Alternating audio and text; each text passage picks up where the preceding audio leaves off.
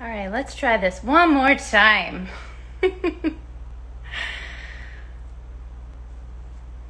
Hello, hello. How's everybody feeling? Gotta love the power of going live, right? Let's see. Let's see if we can get this together now.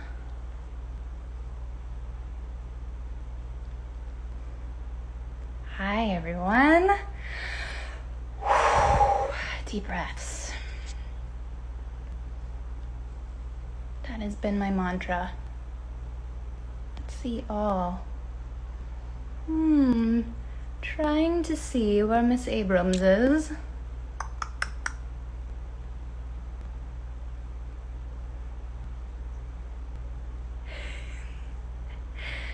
Let's see. See all.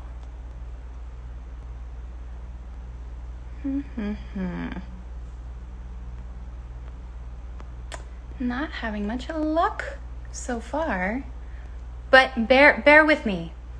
Bear with me, folks. It's gonna be worth it, I'm telling you. Election Eve, this is one of the most important people to hear from. There we go.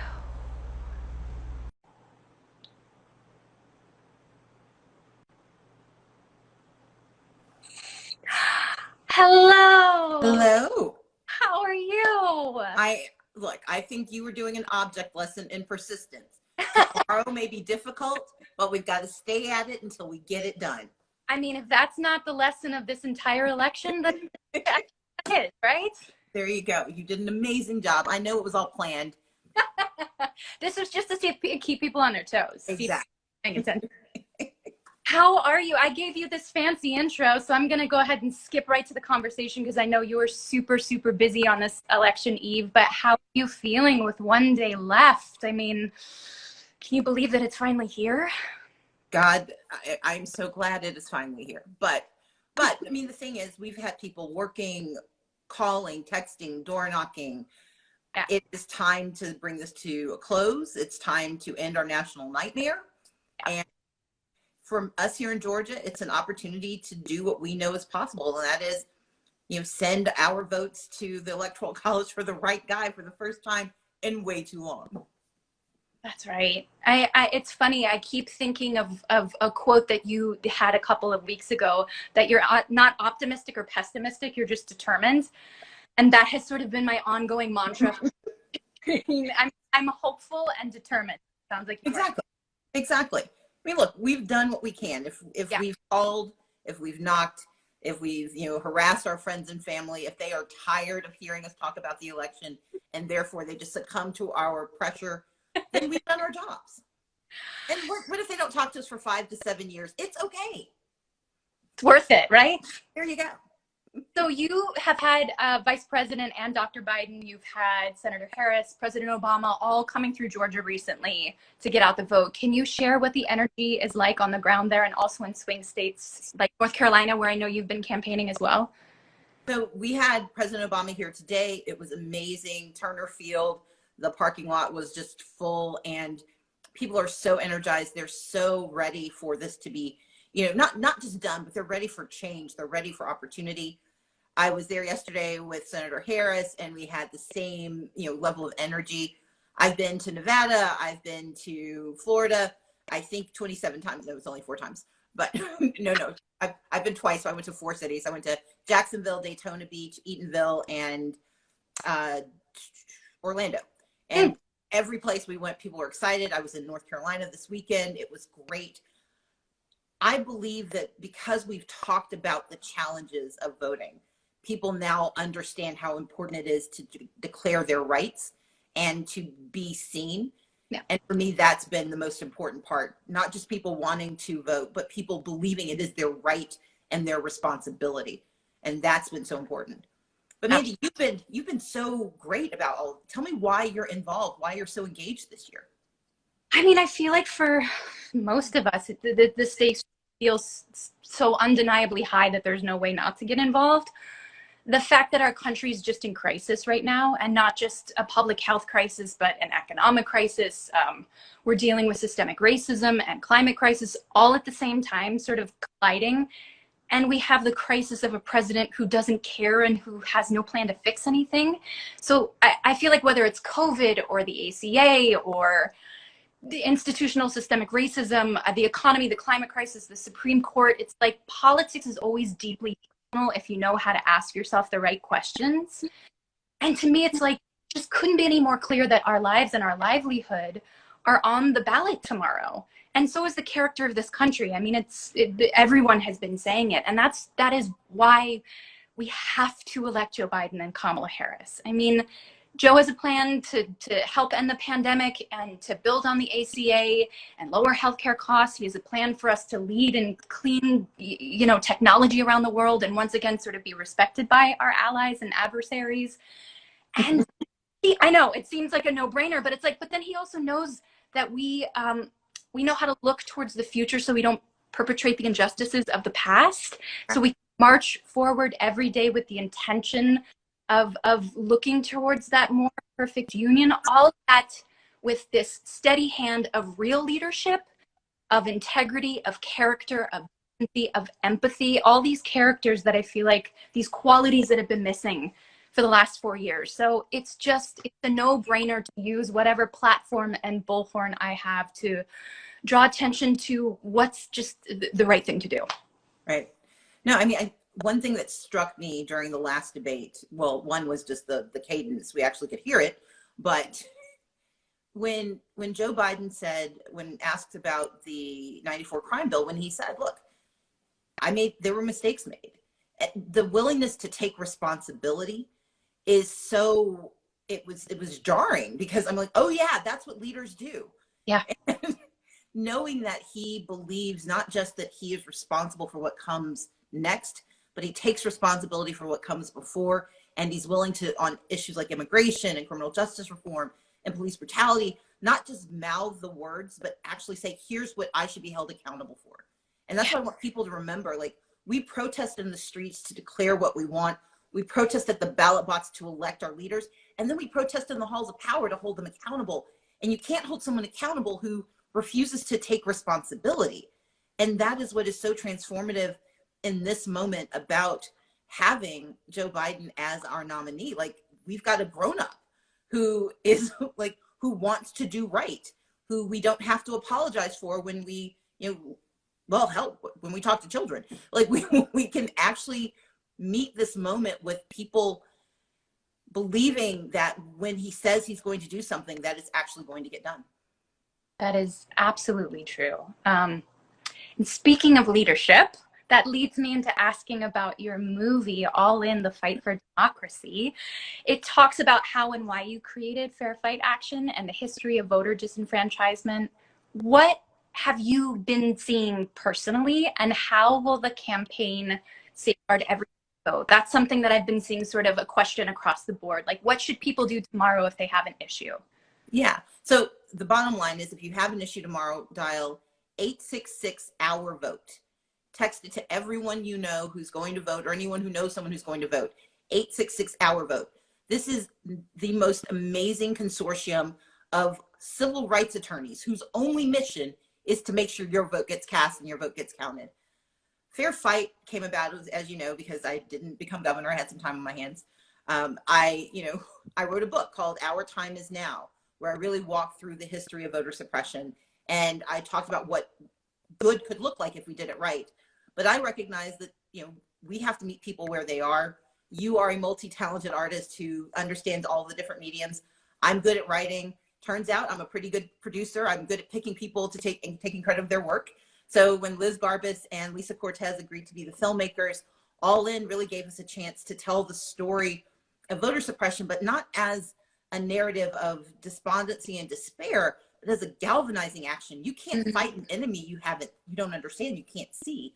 And because of All In, we've been able to see so many young people get engaged and understand that this isn't new, but it is now, and we can defeat it. We can fight back. And so I'm just so excited about how well received the movie has been. In fact, we had until last night, it was free on Amazon, but if you've got Amazon Prime, you can still get it. Good to know. Thank you. And everybody watch it. It's incredible. We're talking about feeling hopeful at this point, which I'm sure there's so many people with anxiety that's sort of sky high, myself included. What are you seeing out in the world that's sort of giving you hope? I mean, for me, I'm looking at Texas, I'm looking at Georgia, with this record early voter turnout and these sort of previously Republican strongholds. I saw that more Black seniors and Latinos have already voted in Georgia than all of 2016, and it's not even election day yet. And nearly, I think, almost 100 million people have already early voted across the country. So that's sort of what's grounding me, but what's grounding you? I'm curious. So what makes me hopeful, one, is the numbers. So those are perfect numbers, but we've been able to make progress on voter suppression. In January of 2020, only 34 states would allow you to vote absentee ballot, vote by mail with no excuses. Today, it's 45. All but 5 states recognize that you should vote with no excuses, or that COVID is a pretty good excuse. And I marvel at those who push back because, for example, we know that there are seniors who, if they didn't have the ability to vote by mail, couldn't vote. But we also know that there are a lot of frontline workers who couldn't predict their schedules. And they were already exposed. They didn't want to expose themselves in another way. They got to do it. And so across the country, more people got to participate because we changed the rules and said their participation matters and we're going to let them be heard. The other set of numbers that just have me so excited are the number of young people who are out there casting ballots. They have exceeded their percentages from 2016, from 2018. And we know that young people, Gen Y and Gen Z, can change the future of our country. And so I'm just so excited that they're using that power. Question for you. I know that you said, the numbers make you hopeful, but what's personally like one of those moments in this campaign that's just reminded you it's worth this work? I mean, moments like this, being able to speak to you, seeing all the women sort of getting involved at a grassroots level, specifically, it just it makes my heart soar. Yeah. And like you said, young too. I think that sort of engagement is something that we haven't really seen at this proportion before, and that's making me it's making me hopeful for tomorrow and just for the future in general, no matter what happens. Well, and I mean, we've got our fingers crossed about what's going to happen. Yes. And I agree with you. Part of what I want people to understand is that voting isn't magic, it's medicine. Mm-hmm. And when you're trying to cure an ill, you got to keep taking the medicine. You don't get to take a magic pill and it's done. And so we've got to remember, if we want to cure racial injustice, we've got to do this again and again and again. If we want climate change to be met with climate action, we've got to keep taking the medicine. But what makes me so energized about this work is that people are starting to realize we've reached this point where our interest and our numbers have met, and there are more of us than there are of them. That's why they're cheating.